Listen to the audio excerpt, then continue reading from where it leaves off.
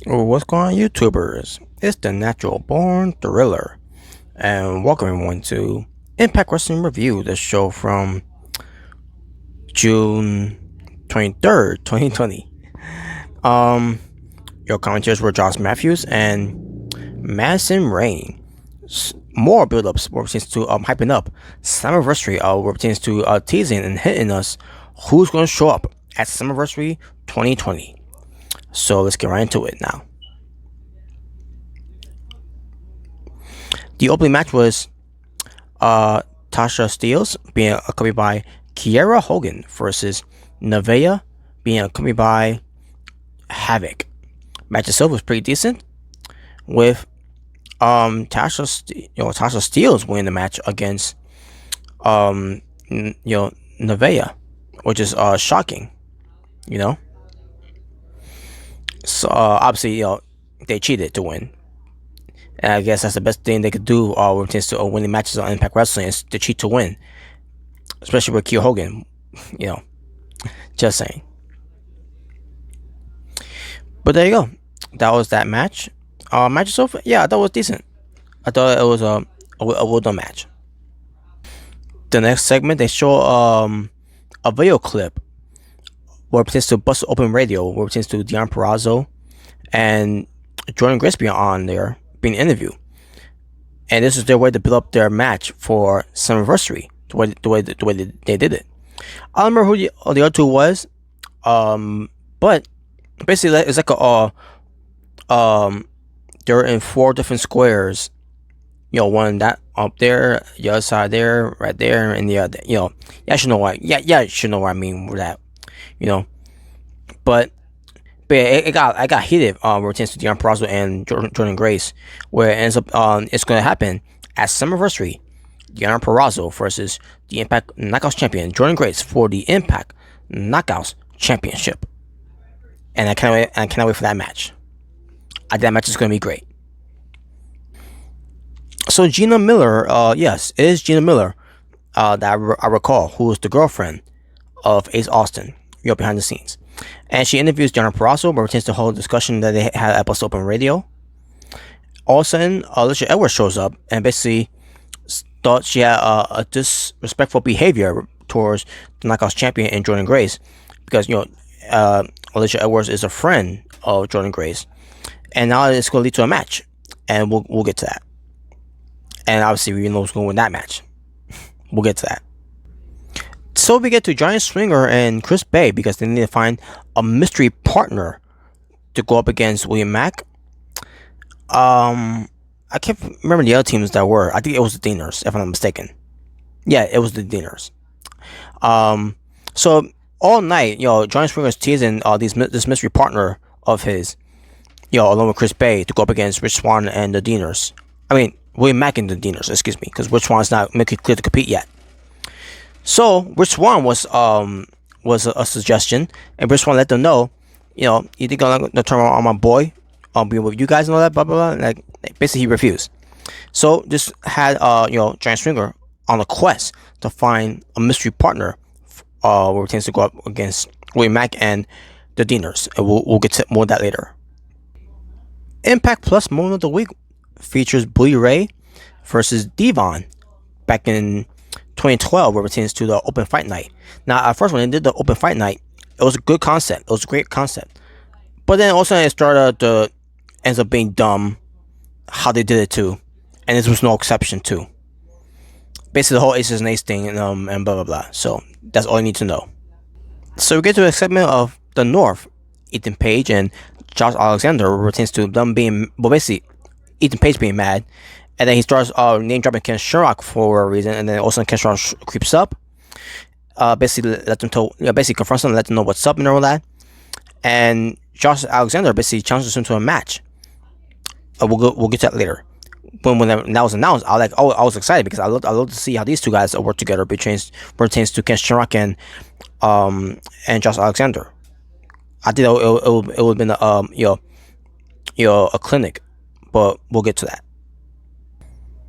So we got Moose backstage, who's a TNA World Champion, confronts the referee about where it pertains to the whole thing of him being the real Impact Wrestling World Champion, And then Crazy Steve comes out of nowhere and basically makes fun of that whole situation.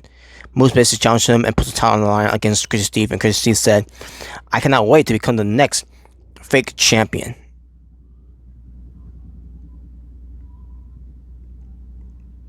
I don't understand the storyline at all. I get it. Moose took the TNA belt, wherever he got it from, maybe from the storage, wherever. But the way they're doing this is it's making them look dumb. They're allowing their own talent in Moose from Impact Wrestling to have their possession of that TNA World Title belt, walking around saying that he's the Impact World, that he's the TNA World Champion. Excuse me. And meanwhile, you got the real belt, which is Tessa Blanchard. We'll get to more of that later, eventually. And like this storyline is so confusing, and it's giving me a headache. It makes me want me to just throw my hands up in the air. You know. Deanna Purrazzo squashes Alicia Edwards, and yes, Alicia Edwards has some offense, but didn't matter because at the end of the day, the Virtuosa, Deanna Purrazzo, ends up beating her, dominating her, squashing her. After the match, Jordan Grace comes out there to try to go after Deanna Purrazzo. Deanna Purrazzo gets out of there, basically once again on Jordan Grace. The Impact World Champ, the Impact Knockouts Champion. Excuse me. I'm thinking about Tessa Blanchard there. Just saying. So John Stringer is still pursuing on a quest to find a partner for him and Chris Bay. He merges into Suicide and basically lets Suicide know about this whole thing. All of a sudden, he turns to Suicide, and Suicide was nowhere to be found. Basically, Suicide didn't want to hear it. He didn't want to be having to do with John Stringer or with Chris Bay. Basically, he denied and didn't even say anything to deny it. He just walks away. And John Stringer basically was just talking to himself. So yeah, now we gotta see who else is gonna be the one that John Stringer is gonna look for, when it pertains to who's gonna be the partners alongside with Chris Bay and John Stringer for Willie Mack and the Deaners. Next, we get to John Stringer confronting Hernandez, where it pertains to him choosing him to be a partner along with him and Chris Bay. But Hernandez says, "I'll do it at one condition: if you could beat me in arm wrestling." And sure enough, Hernandez ends up winning against John Stringer in an arm wrestling contest. So John Stringer ends up leaving. Also, John Stringer bumps in right into Taya Valkyrie, and basically asks her if she wants to be partners with him and Chris Bay. And basically, she had no time for that, and then she's trying to look for Bravo. Bravo! That whole thing. So yeah, John Stringer is still on a quest to find a partner along with Chris Bay and himself. So then we get to Ken Shamrock versus Josh Alexander. Unfortunately, that didn't happen because all of a sudden when Ken Shamrock came out, all of a sudden the North came out and attacked him from behind. And I see myself, well, that was disappointing. Now we're not gonna get the match between Ken Shamrock and Josh Alexander then. One more, folks.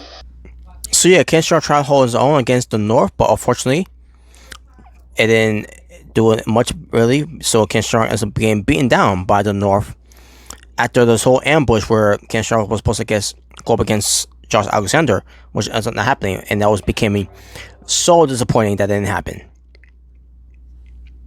So Ken Shamrock's backstage and has been looked on there. We get Taya Valkyrie versus being claimed by Johnny Bravo, by the way. She's from Bravo, and she goes up against Susie. I just thought it was alright for what it wasn't bad, but it was alright. In the end, it was Taya Valkyrie winning the match. After the match, he gets taunting on Susie, basically bullying her, which led to Kylie Ray coming out to save the day, and that was it. And not much to say about that. So we get Jimmy Havoc. I keep saying Jimmy Havoc. Jimmy Jacobs, excuse me. We get Jimmy Jacobs, where it to where he wants to interview Ace Austin. Also, Madman Fulton, comes out, and basically in that whole thing. And then all of a sudden, you have Ace Austin, obviously he's still continues doing the interview, while Madman Fulton is being the bodyguard. So basically, that's what it is. Ace Austin needs a bodyguard, and he needs a bodyguard where it to him, to pursue of him becoming the next Impact World Champion. And that's basically it. That's basically the alliance of it, or we're changing the whole situation, and nothing else to it. No more, no less. We get Chris Bay and Giant Stringer finally finding a partner, and ends up being Rohit Raju. And based on Chris Bay not being happy, I guess there's nothing good coming out of this because for whatever reason, Rohit Raju and Chris Bay have some history together where it pertains to not liking each other for whatever reason. But they're gonna have to work together as a team against Mac and the Deaners, and we'll get to that, which we'll get to now. So the match happens between Giant Stringer, Chris Bay, and Rohit Raju versus Mac and the Deaners. The match itself, it was decent. Wasn't into that much, but it was decent. So Chris Bay gets the win over William Mack by going for trying to remember how it was done. Oh yeah, the flying famouser, or I think it was the flying finesser. I think that's what he's calling it. Basically a knockoff, ripoff of the famouser. But yeah, Chris Bay got the win for Giant Stringer, Ray Raju, and for himself against William Mack and the Deaners. So there you go. Okay, now I remember, folks. It was during this segment where, for a reason, Reno Scum, Adam Dorsto and Luster the Legend confronted D'Lo Brown, and they were taunting him for whatever reason. I don't know why they were taunting him. I guess they're being bullies. Wait 1 second. My apologies for that, folks. I guess they're being world-class bullies in a way. And then also followed by and TJP comes in and D'Lo Brown leaves, and also they have an exchange of words. And it was during this segment where they were saying, "You're gonna find out." Basically, we're chance to find out who's the better tag team out of the two, or who's gonna win the match out of the two. So we'll get to that too, by the way. Pertains to the next review of Impact Wrestling, because we are gonna find out. We're gonna find out this. We're gonna find out that. We're gonna find out at some anniversary. We're gonna find out blah blah blah. We're gonna find out and blah blah blah blah blah. Sorry, I'm not going crazy with this, folks. I apologize. I'm losing it. I'm losing it now. I'm losing it. Oh, but that's something that you're all gonna have to find out. Main event time. Madman Fulton being accompanied by Ace Austin versus Eddie Edwards. And it's just a regular match. Match itself I thought it was pretty good. In the end, it was Madman Fulton getting the win over Eddie Edwards. Obviously, because what pertains to outside interferences, what pertains to Ace Austin, being a distraction to it all, but also Edwards got himself distracted too in the way during the course of this, the beginning course of this match, I'm meant to say. So yeah, Madman Fulton ends up winning the match, and that was it. After the show was over, D'Lo Brown was on the phone with someone having a conversation saying, "We need to get the band back together." And I said to myself, "The band back together? What do you mean by that?" He gets off his seat. We see a cut on his chair, which is a vest of aces and eights. And he takes the cut and takes it with him, and that was it. What? Oh, whoa. You know what? I'm down with that.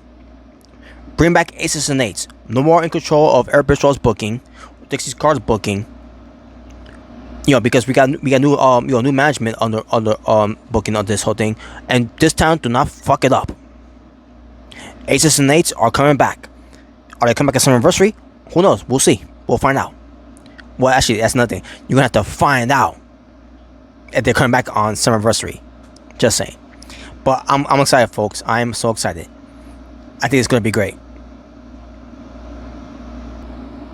Tomorrow Wrestling was 6 matches. It would have been 7 matches. Let me double check. No, I'm sorry. It would have been 6 matches if the match between Ken Shamrock and Charles Alexander would have happened. But instead, it was just 5 matches. And my overall rating for the show, or to the ending of the show, I'm going to go with a 9 out of 10. Just because of that ending of D'Lo Brown teasing the return of Aces and Ace. Will the band come back together? you're gonna have to find out at Survivor. No, actually, that's the wrong show. As a matter of fact, they don't want to be a part of that show. Just saying. Summerversary, meant to say. But that being said, thank you all for watching for It's Natural Born Driller. Saying peace on the streets. For this is your Impact Wrestling review. The show from June 23rd, 2020. Until next time, folks, for catching up of Impact Wrestling reviews. Until we get to Summerversary, you'll stay well, stay safe, take care of yourself and everything that's going on in the world. I am out. Ta-ta for now.